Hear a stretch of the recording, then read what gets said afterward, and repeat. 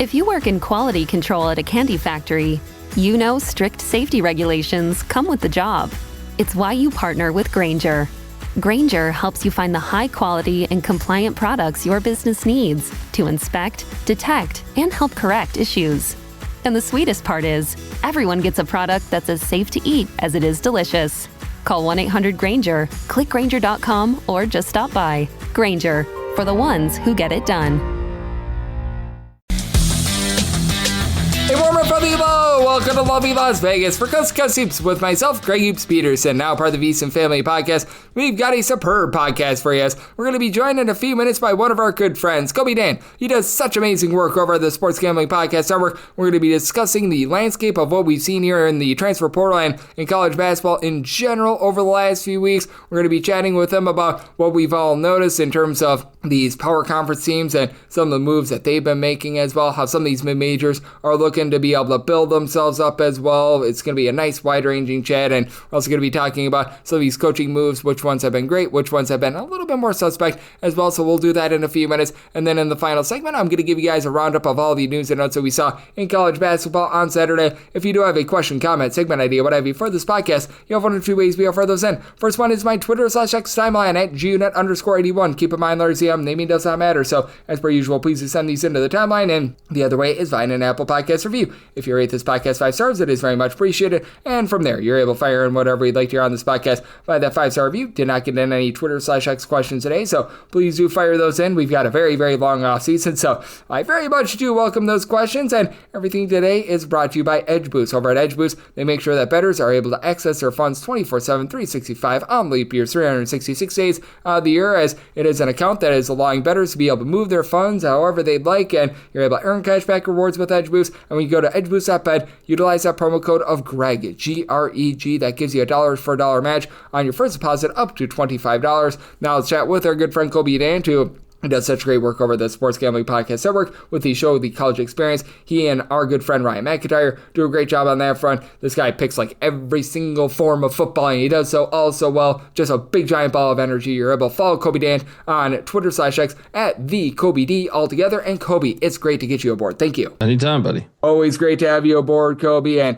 I know that you've been gauging this all season long with one of our good friends as well, Ryan McIntyre, the Sports Gambling Podcast Network. And when you just take a look at the transfer portal and trying to gauge it right now, how do you take a look at things? Because it's just so wild, and I feel like right when you think that you've got these teams figured out, you just have like 500 moves that impact the entirety of the conference completely differently, and it's just been very much a moving target here in the offseason, which is the sheer amount of moves that we have seen with all these guys transferring. Oh, I mean, it's crazy times. Every coach is screaming guardrails, and for the most part, I think I was okay with the players transferring, but maybe I'm starting to swing the other way now just because it's so many and it's hard to sustain to know what your roster is. So, I mean, if from a marketing point of view for the sport, I think that's a challenge of theirs, is just the fact that how many teams will have more than 60% of their roster back? I mean, you always had that with graduation, but now you throw in the transfer portal and it's a bit crazy. But hey, one of the things I do like is the fact you can address a weakness on your team, though. And I think that's always a cool thing to do. So many years, if you knew your roster, man, if you had great guards, but you needed a big, you couldn't get a big. Now you might be able to finagle a way to go out there and get a big. Yep, I think that is so big in this day and age. And I'm so glad that you brought up the big man as well, because I do think that that's an interesting point of interest with regards to this offseason as well, because we remember last offseason, the likes of Great Osibor and company got paid big time. And a lot of those teams that paid those big men, they came up very, very small. And how do you take a look at things in this day and age of college basketball? Because I do think that you just need to be allocating resources to a lot of different positions. And if you're spending all your money on a big man, like I'm looking at you, Washington, and what you did last season, typically leads to, shall we say, a little bit of rough results, because I do think that in this day and age, the big men, even in terms of college basketball, is starting to be devalued just a little bit, though I think that we both agree much more value on the big men in college rather than the pros. 100%. And it's something, though, I still believe in big men. I think it's just why allocate that much money to that instead of like maybe coaching. But yeah, you make a great point. Great Osibor was able to cash in. Washington wasn't great, but it was year one of Danny Sprinkle there. So, but Eddie Lampkin was another one you saw get a big paycheck up in Syracuse. Didn't work out. Yeah, you're right. But at the same time, like we're not that far removed from seeing UConn Purdue, where they had pretty good bigs in that matchup to 2 years ago. So I still think it matters, but you better just make sure you're dialed in on the coaching front. And obviously, I love guard play when it comes to March. Yep, and we did see that this season as well. All the teams that were able to make the Final Four, they were very rock solid with regards to their guards. And I do think that it's going to be very interesting to see what we get out of a team that you were referencing, because you were talking about just so much experience coming back. And you mentioned big men, Purdue bringing in Oscar Clough and being able to bring back that guard tandem. I think that that's one of the biggest headlines of the offseason, because while so many people want to talk about these transfers, they want to talk about how so many of these rosters improved. I mean, just making that one improvement and keeping their own. I think that is absolutely massive in this day and age. And there's nothing about everything I'm looking at right now to say that Purdue is going to be anything other than a top 5 team entering into the season. Oh, you got to be buying in. I mean, me and Ryan McIntyre were just talking about that the other day, not even on a show, but just trading a phone call about how good they're going to be. I think you have to have them as kind of a preseason top 5 team. You know, even this past year, losing Zach Edey and Mason Gillis and a few others, like they kind of reloaded. Now, it wasn't as dominant, but it was still a really impressive coaching job by Matt Painter there. And now you look at, like to me, I was trying to fill out a preseason top 25. I think you have to have him in the top 5, at least top 10. I don't think it would be a good top 25 if you do not have them in the top 5, the top 10.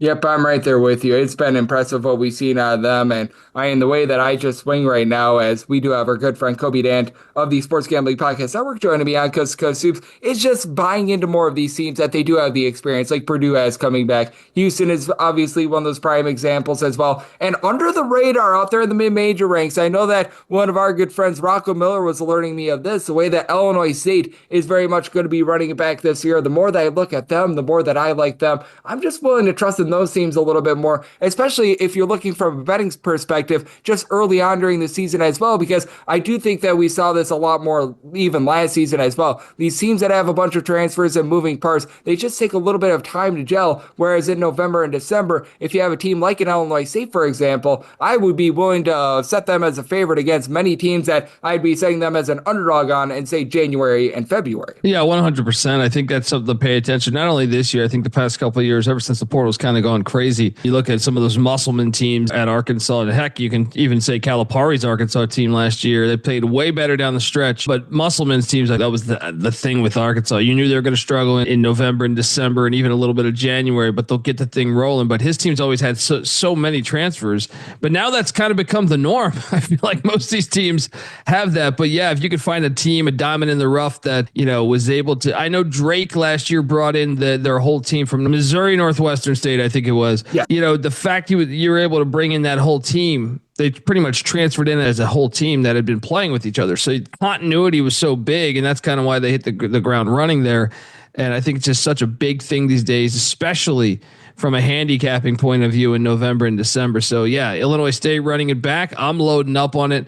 You've seen it before. I was kind of high on UC Irvine a year ago for a lot of those reasons. And I think that's so interesting that you bring up what Drake was able to do, because pretty much all of Drake's roster is now going on over to Iowa as well. And I've talked about this on the podcast the last few days, so I might feel like a little bit of a broken record, but I just look at what the Big Ten has been able to do over the last, we're going to call it 24 or so months, because I felt like for the longest time that they were stuck in the Stone Age. They weren't adapting to what college basketball is in this day and age, with having the clunky big men not hitting the transfer portal. And I do feel like it's been a credit to the Big Ten that they've now done a great job here in the offseason with their coaching hires. They're now bringing in a lot of top flight transfers. I think that, for lack of a better term, they've gotten with the program in terms of what college basketball is in this day and age. I feel like they've had a tremendous offseason as a whole. Yeah, 100%. And from a coaching point of view, I just feel like they've gotten a lot better. So starting to pay attention to those things, and also it doesn't hurt that you bring in UCLA, USC, Oregon, all of that have had, Final Four or Elite Eight runs in the past, decade. So those three, and then you throw Washington in. Those are good additions to strengthen your basketball conference. But to your point, I've always thought over the past 10 to 15, maybe even 20 years, that they've lacked athleticism. They didn't know their identity before. Identity is in regards to this. I feel like they kind of were on this pedestal of like, no, it's Big Ten academics. It's kind of, Ivy League-esque in a way. And now that pay for play is a thing. Before, like it was almost like they didn't want to cheat, where other conferences, I think, were maybe a little ahead of them paying under the table. Well, now that it's okay. Now it's a thing. It's legal. everyone can go out and get this talent that was always there. It is, in that regard, I think, refreshing from the conference point of view to see them make big strides. But yeah, from a coaching point of view, I'm one that I think Buzz Williams is an upgrade for the University of Maryland. I also think Musselman will get it going in year 2. I think Sprinkle will have Washington going in year 2. And I like the Medved addition at Minnesota. Northwestern being able to retain Chris Collins. There's a lot that I like in this conference, and it starts with coaching. Oh, there is a ton that I love as well. But what I also love is the fact that we've got Colby Dant on this podcast, joining me right here on Coast to Coast Hoops. And I do think that the 2 SEC coaching moves were very interesting as well, because Sean Miller, obviously a well-known guy, he was at Arizona for the longest of times. And if he did at Arizona now what he did a few years ago, he'd probably still be at Arizona if I'm calling it what it is. But that said, he comes on over to Texas. They're going to be retaining much of that backcourt, which I do like to see. And then Bucky McMillan, he goes on over, and it's going to be a new look for Texas A&M because his style is completely different than that of Buzz Williams. And how do you take a look at those 2 Texas teams out there in the SEC? Because I think that both of those coaching moves are very interesting, and I do think that Sean Miller is going to have instant success over at Texas, and I think that Bucky McMillan is going to be a very interesting case study to see what happens in future coaching cycles and just how teams evaluate these coaches in general, because he plays a completely different style than what you typically see in the SEC. Yeah, that's the one I'm most fascinated to watch that, but I'm not think A&M would hire him. So that one took me by major surprise.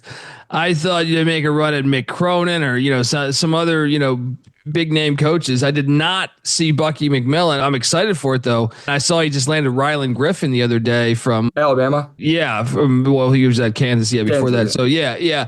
And they got the big man from Texas Tech as well. So it's been exciting to see. And I'm fascinated by it because, that's one where I love when you get coaching styles. I think one of the best things about college football and college basketball and just college sports in general is why I find it the purest as opposed to pro sports is you get kind of the innovation happens on the high school or college front where you get different styles. It's like, you're watching that pack line defense with Tony Bennett go up against, Nate Oates or something. It's a bundle of fun to watch. And I think that the sport it will be thriving when you have a lot of different styles. So I'm fascinated by that one. Now, as far as Sean Miller to Texas, I know they almost got him a few years ago. Chris Del Conte, their AD, did want to get him, I think, initially when he got the Texas gig. So he finally gets his man. So in that regard, I think, okay, it should work. But he still kind of reminds me of like a Sarkisian-ish hire.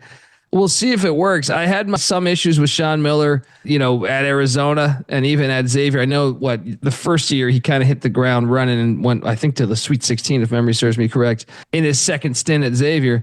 But he kind of underachieved in a lot of the other teams. Some of that was injury related. Maybe that's bad luck. So that one I'm a bit on the fence on. Like, I know Del Conte wanted him. So, okay, you finally got your guy. But I just don't know how good of a coach Sean Miller really is. And it's going to be fascinating to see, because Texas will outspend pretty much any university. I just saw their football salary cap coming into the season. So they want to win. And I question to me, because you're Texas, you can get a lot of sitting head coaches, but he had it. He's been wanting Sean Miller for 5-6 years. He finally got him. Let's see what he can do. I have a few question marks though. I think he'll be better than what they had, but I also to me, if you want to be making Final Fours and winning national championships, I'm not sure that was the right hire. Yep, it is interesting to take a look at that front. And it was very much a snap hire as well, which I also found to be very interesting. It's as if they just knew that Sean Miller was going to be their guy. To your point, Mr. Del Conte, he had wanted Sean Miller for quite a while, so that had certainly a lot to play with it. And I think that both of those hires there in the SEC, a brutal SEC, is going to be fun to take a look at. And obviously, we've hit upon a lot of the power conference coaching hires. I know that when you joined me last, we took a look at the Florida A&M situation, so you're a man that you do a great job of looking at everything, but what's one or two that might be under the radar that either you feel really good about and you just think that this is going to pan out and we're not talking about it enough, or is there perhaps one that you take a look at, a lot of people are feeling bullish about the coaching hire and you have your question marks with it? Villanova from start. I'm just not sold on Kevin Willard. I kind of thought he got, that was probably his best coaching job. And I don't even know. I know the COVID season at Seton Hall, they were really good. And obviously we didn't have a March Madness. I'm still mad that one of those years, that had to happen in my lifetime, by the way. That's how much we love college hoops, right, Peterson? Like the fact that couldn't have been after we kicked the bucket, we're still missing one March Madness. But that's one that was a puzzling hire to me. I know Jay Wright coached against them and probably speak pretty fondly about him because I think they still listen to Jay Wright, regarding hiring and everything. But in similar vein to the Sean Miller thing, if anything, I think Sean Miller is actually a little more proven as a head coach. But Kevin Willard to Villanova, I just don't know about the fit. I know that they have money. They're a basketball school first, but X's and O's wise, I've had a lot of questions. I went to the University of Maryland basketball camp as a kid, so I kind of paid close attention to the Terps. My mom's an alum there. Brought in the talent, but I don't know if that was Under Armour money.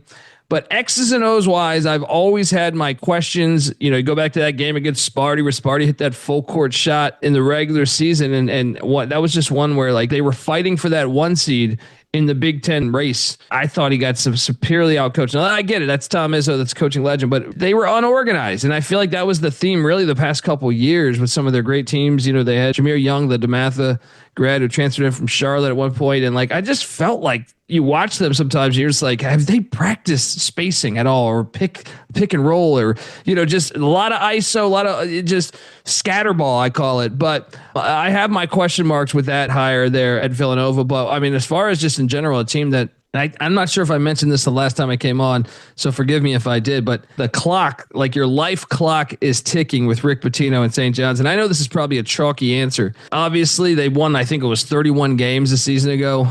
And it was a disappointing NCAA tournament. But man, I think he ignited that fan base, the NIL collective, and they've gone out, bringing in Bryce Hopkins and having a few guys return that I think will mix in well, assuming Hopkins is 100%. Obviously, that's been an issue, but they've been very active in the portal. And I know controversially, they've let a few guys go, but I think St. John's is one that I'm just fascinated to watch moving forward. And I think, I think they could be a national championship contender, but, we'll see. Yeah, I feel like Pitino in one regard, I think he's fantastic for this day and age. But I also think you saw it with RJ Lewis was that they clashed apparently. And the modern athlete, I feel like, might not be used to the grind that is Rick Pitino and what he expects. So it's going to be fascinating to watch. But I do think when I look at that roster, I say, man, that's a national championship caliber roster. And I can't wait to watch it. Yep, it is going to be a lot of fun to see what they're going to be able to do this season. And we do have a lot that's going to be going down as well. And I'm so glad that you do mention the fact that St. John's has done such a great job here in the offseason, because I really do feel like even the bottom of the Big East is getting better. Like Georgetown was able to get better last season. DePaul is finally not completely horrible. And even these schools like Butler, it's been solid as well. And for all of the things that have went just haywire this offseason with regards to NIL funds and what have you, I feel like it's been to the benefit of the Big East because they don't have to concern themselves with football, and they're putting all their eggs in the basket of college basketball right now. I know that a lot of people get turned off with college athletics with the way the portal's going and NIL. And the first thing I would say is I think people were a little naive. I understand it's tough when you're saying, hey, the 17-year-old or 18-year-old or 19-year-old is demanding this much money, but it was always happening for a select few schools for a long time. If you've known anybody that's played college hoops, that was pretty good. There was bags of money that was getting funneled through the shoe companies, but it was going to select programs. I think this is better that you got everybody has a shot and it's legal. So I understand it might be a little more chaotic because of that, but don't look at it before as like this was such an innocent game, because it wasn't. Behind the scenes, if you knew anybody involved with the sport, people were getting paid for a long time. I mean, I read a book about the 1950s Texas A&M football team getting paid. So it's been happening for a long time. But this day and age, I think there's some really good things that are coming out of it. In a way, if you can put aside the portal thing, that we are in a very good era for college basketball. That's one that I would say just pump the brakes on. It's going to be fascinating to watch that, because these schools, I know Georgetown and Butler and Villanova have football, but they don't put football first. They're in the FCS. It's going to be fascinating just to sit back and watch, just because of that. We were in this era, we've never seen it like this before, where you got a lot of universities basically choosing, hey, let's do this with football, let's do this with basketball. Ohio State won that I thought kind of phoned it in on basketball last year, even with their coaching hire, knowing how prestigious the program is historically, with the Greg Oden days or Jim Jackson days, they've been good for a long period of time. And I was surprised they kind of went bottom dollar on their coaching front. So you clearly saw them go all in on football and kind of, hey, give basketball the back seat. Well, now you're seeing the opposite with some of those Big East schools. When Cooley got hired at Georgetown and Holtman at DePaul, I liked those hires at the time. I thought they could be the guys to strengthen those basketball teams. I think Cooley will probably revive Georgetown to being a tournament team. Holtman's got his work cut out for him, but there was a point where DePaul was really rolling. But I think it all makes for a great Big East, and I think it makes college basketball better personally. I feel like I'm the only one saying this, or maybe just a few of us, but I really believe in that. I've been watching the game since 90. Yes, it's nice to have the teams intact. There's a flip side where, it is sad to see a whole roster, in the Summit League have a great run and then that team just get plucked apart. I get it. That's sad. But I also think, man, I remember watching UNLV in the 90s when they had everything going with the Tark Shark and they were beating teams by like 100 points. I almost feel like consistently. So I almost feel like the gap was so big then between the good and the bad, where now I actually feel like, and I know that this was a chalky NCAA tournament, but I still feel like the sport of basketball, that there's more great players than ever. And I think, diversity is happening through the sport as far as teams that are capable of winning games at a higher level than before. I think your mid-major today is so much better than your mid-major, say, 30 years ago. Absolutely. And what else has been great is the rise of so many great analysts, and one of the best out there, that'd be you, Colby. You do such an incredible job taking a look at this great game that we all know and love of college basketball over there nightly on the College Experience. I know that you're hard at work on the football front as well, so let the good people at home know what's on tap for you and how people can follow along on social media and other platforms. Thank you, man. Always a pleasure hopping on. And right now we're still doing College Basketball Experience episodes, breaking down the portal and coaching hires, but I'm a college football junkie through and through. We break down every single team. All 136 FBS teams get a solo episode. We've been doing it for 8 years there. We got the FCS College Football Experience as well. We even dive into that. Come join us on that. Michael Vick coaching, Deshaun Jackson coaching in the FCS ranks. So check out both those pods. The College Basketball Experience is still rolling along, year-round episodes, and also the College Baseball Experience with Road to Omaha heating up. So check us out if you can, part of the Sports Gambling Podcast. And thanks for having me on your show, man. Absolutely. It is always great to be able to get our good friend Colby aboard. Such great insights every single time, and whenever he joins me, he lends just his best. So a big thanks to Colby for joining me on Coast to Coast Hoops, now part of the VSiN Family Podcast. And coming up next, let's get you guys a roundup of the news and notes that we saw in college basketball over the last 24 hours.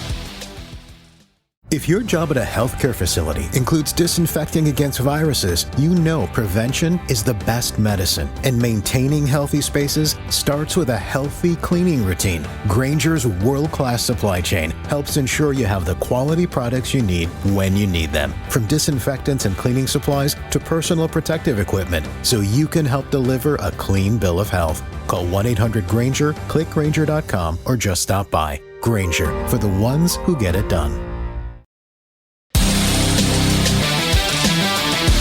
And we're back here in lovely Las Vegas for Coast to Coast Hoops with myself, Greg Hoops Peterson, now part of the VSiN Family Podcast. Always a pleasure to be able to get Colby Dant aboard. He does such amazing work over at the Sports Gambling Podcast Network. Taking a look at this great game that we all know and love of college basketball. Every single time he joins me, he lends such great insights. He did so once again today, so a big thanks to Colby for joining me in the last segment. Now it is that time of the podcast, and I lend you guys the news and notes that we saw in college basketball over the last 24 hours. Georgia Tech gets on the board for a transfer as Lamar Washington. He was over last season at Pacific, began his career at Texas Tech, was a relatively highly touted guy coming out. He has decided that he is going to be going to Georgia Tech. It's a very interesting Georgia Tech team, to say the least, as I do think that Damon Stoudemire is doing things right with them, and I believe that he's doing a relatively good coaching job. Now, for Lamar Washington, not necessarily a guy that's going to be lighting you up from three-point range, and the turnovers are a little bit of an issue. Both he and Pacific had a little bit of an issue there. He was able to grab the team about 5 boards, 5.8 assists, 1.7 steals per contest. So at 6'4", he was able to do it all, but starts at 3 turnovers per game last season was a little bit costly for them, so that's something that you do want to take note of, and obviously that was at a little bit of a lower level, but that's it for this Georgia Tech team. I feel like they're doing a solid job being able to get a few ads. Peyton Marshall and Cam Kraft are going to be coming into this program as well, so I do think that this is a sign of things in the right direction, and I do like this pickup for Georgia Tech. And then I love the fact that you've got Babacar Faye, who he was over at Western Kentucky last season, had his season cut short to 10 games due to injury, but he was rock solid when he was out there. He was getting north of 15 points per contest at 6'8", was able to pull in there about 7.5 rebounds per contest, was giving you a little bit of versatility in terms of three-point shooting. Not necessarily the most versatile guy on the face of planet Earth, but that said, for Utah, this is a relatively good addition for them. It is a Utah unit that, well, they were a little bit less than tremendous last season, and this is always a team that is built on very, very good rebounding. Even though you've got a little bit of a coaching regime change, I do expect that to be very much the same, as you've got Keanu Dawes, who's going to be returning back in the fold. Don McHenry, his teammate over at Western Kentucky, he is going to be with him as well. He's a guy that was able to do a little bit of everything for that unit, so I do like what he's able to bring to the table for this Utah team. They have brought in quite a few transfers, so it is going to be a lot of moving parts this season, but that said, I do think that this has a propensity to be able to work out. I do think that this is going to be a solid pickup for them, and I do like what I'm seeing on that front, so that's a relatively solid add. You saw Hans-Louis Janou, who he was over at Lanier Rhine. He was over at the Division II level last season. He was averaging about 13.5 points per contest. He has decided that he is going to be going to South Alabama. DeJohn Humphrey, who was over at Bowling Green last season. He was averaging about 5.5 points per contest. If I'm not mistaken, he began his career over at Holy Cross. A little bit of his 6'4" combo guard that left a bit of something to be desired from three-point range. He has decided that he is going to be going on over to Sam Amford for Humphrey. Last season did shoot about 39% from three-point range. His prior years had been a little bit less than savory from three-point range, a career about 34% three-point shooter, but a relatively solid add for Samford. As we know, they're trying to pick up the pieces after they lose Bucky McMillan last offseason, but that said, I do think that this is a Samford team that is going to be able to maintain just a little bit of havoc in general. I do think that this is going to be a very interesting group with bringing Cade Norris along with the other Norris that comes in from Old Wright State. Those two guys should be able to do a nice job of being able to just team up, be able to give you a little bit of something there. Dylan Faulkner, who was over at Lipscomb last season, he's a rock solid add as well. Jackson Pollard, I like what he's able to bring to the table. For Samford, it's certainly going to be a new look for them, but being able to bring in a guy in Humphrey who has always been solid out there in the MAC and was solid over in the Patriot League. Can't say that he was necessarily a dominator, but I do think that he's going to be able to go out there, give you a relatively good showing there. And then Marcus Randolph, who he was over at St. Peter's last season, rock solid defender, 14.5 points, is able to give you about 3.5 boards, shot in the high 30s from three-point range. He's decided that he is going to be going to LaSalle, and for the Explorers, they certainly are going to be exploring a little bit of a new future in general after Fran Dunphy steps away in the offseason. But you know what, for this LaSalle unit, I really think that they've done a nice job of being able to add some nice pieces in the transfer portal, and this is going to be a bunch that is going to be a little bit of everything. I can't necessarily put my finger on the pulse as to exactly what they're going to be this season, but you do know that this team is going to be very rock solid defensively, and they've done a nice job of being able to bring in some solid shooters. Obviously, bringing in Randolph, a guy that was a part of a St. Peter's team that they play slow and control, but he was able to shoot it from three-point range, is a nice add. Noah Collier was able to show some versatility in an up-and-down system at William & Mary is good. Justin Archer is going to be able to give you a bit of something down low, and then you bring in the Harrises of Josiah Harris and Truth Harris from Radford. So I like what they're putting together right now. It might not be an amazing three-point shooting team, which is a big reason why you bring in Randolph. So that's a nice piece to the puzzle for this team, and this is going to be a solid piece to this puzzle as well. So you've got Jackson Ellingsworth. He last season was over at UT Arlington. He was able to log for the team about 5 points per contest. He's decided that he's going to be heading on over to Arkansas State. As we know, with Arkansas State, it's going to be a little bit tumultuous with them this season when you lose a coach like Brian Hodgson was. He was one of the, in my opinion, better mid-major coaches in all of college basketball. That's going to be a little bit rough, and obviously when you lose your coach like that, you get just completely depleted in the transfer portal. But that said, they brought in TJ Caldwell, who I really liked at Ole Miss. That was a really good add for them. Jalen Hampton, he's able to give you some nice versatility. He was rock solid down low. Matt Amon was quite literally the lone guy that made a shot for Stephen F. Fawcett, and this feels like it's just going to be more of a depth add than anything else with the way that Arkansas State has brought in someone like a Chandler Jackson as well. So I actually really like the way that Arkansas State has picked up the pieces, and now that you bring in Ellingsworth, that does give you a little bit more coming in off the bench. And for Sacramento State and our good friend Shaquille O'Neal, man, they have really hit the ground running in terms of signing some of these guys. Jaden Teat, he was not necessarily like the world's greatest player over at Utah, but you've got a guy who is coming in from Utah that's going to be entering by the transfer portal, was never necessarily one of those top 100, top 150 recruits or anything like that. But I mean, this is a Sacramento State team that over the last, we're going to call it about 72 hours. I might be selling it a little bit high or low. They have been picking up a lot of different guys, as you've got Mikey Williams, who comes in from Central Florida, just a dynamo at the NAIA level about 2 seasons ago. Brandon Gardner, who he was over at Arizona State, comes in. Jeremiah Cherry, rock solid rebounder from UNLV. This has been a really good run for this Sacramento State team. Mataj Glover, he's going to be able to give you a bit of something as well. So I really like the ad there, and this team is really doing a nice job of being able to strike while the iron is hot. Jalen Rice, he was over at Cleveland State this last season. He played one more game than myself. He was a bit of a reserve 2 seasons ago. He's decided that he is going to be going to Nichols, and with so many teams dipping into their NIL collectives out there in the Southland, which they've really done a good job of being able to spend some money over the last few seasons, it's about time that Nichols gets with the program, because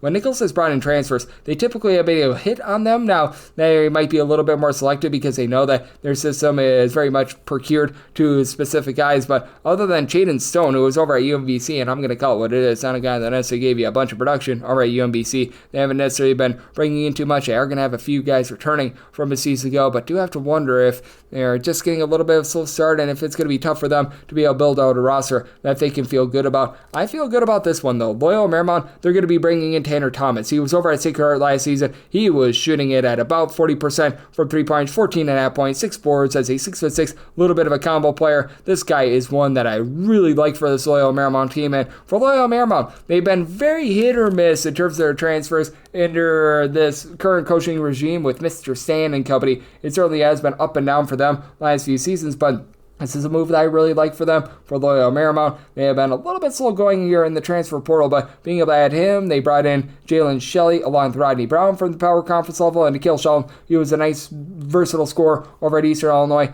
I do like what these guys are able to bring to the table, so it feels like things are starting to be able to build for them. Now, they're going to need to get a little bit more down low, but I do like this pickup for them. Chris Riddle me this. Where do you go if you were at DePaul last season? Well, he's going to be heading on over to Toledo. He averaged about a point per game. He was a okay touted prospect. I'm not going to call him like a top 150 guy or anything like that. Like, there was, if you're looking at glass half full, glass half empty, there was water. I don't know how much water, but there was water in the glass, so that's good for Toledo. He's a 6'5" guy that I think is going to be able to fit the system, but for Toledo, as we know, things were a little bit less than savory for them last season, and this team never plays any defense whatsoever, so that's going to be a lot of fun to take a look at. Bryce Johnson, this guy was a lot of fun to take a look at this last season over at UMBC. 16.5 points, 4 boards, 2.5 assists, shot 37.5% from 3-point range. He goes from UMBC to UTSA. Meet for the Roadrunners, and for UTSA, they brought in some nice 3-point shooting last year.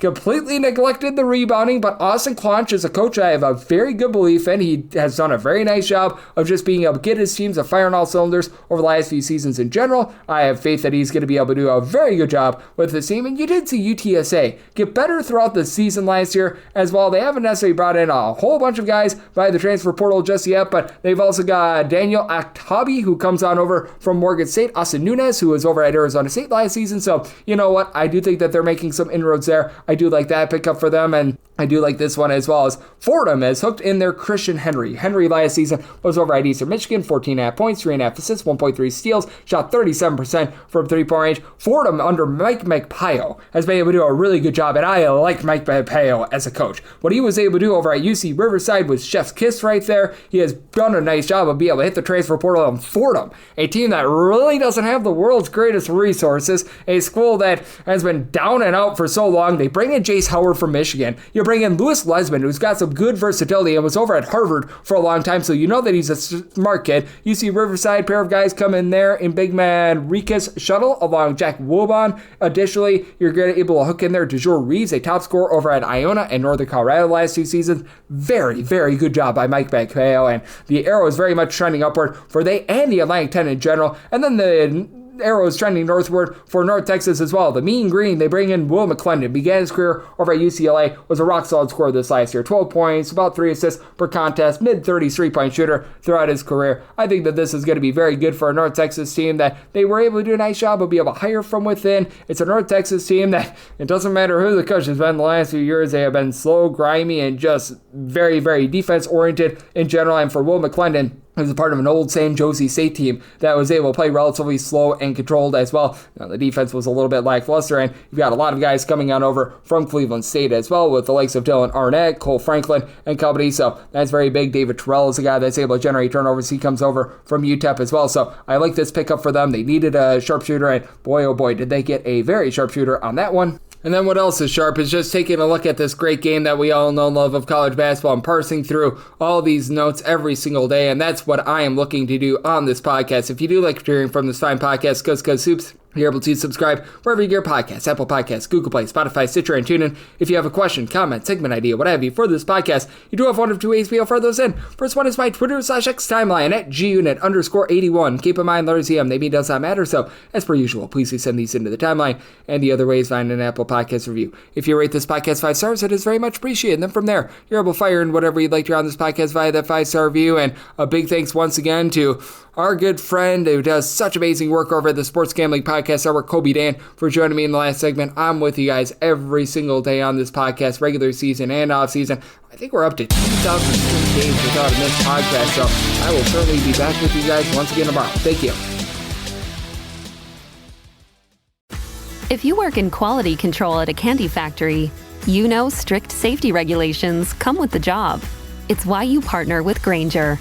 Grainger helps you find the high-quality and compliant products your business needs to inspect, detect, and help correct issues. And the sweetest part is, everyone gets a product that's as safe to eat as it is delicious. Call 1-800-GRAINGER, click Grainger.com, or just stop by. Grainger, for the ones who get it done.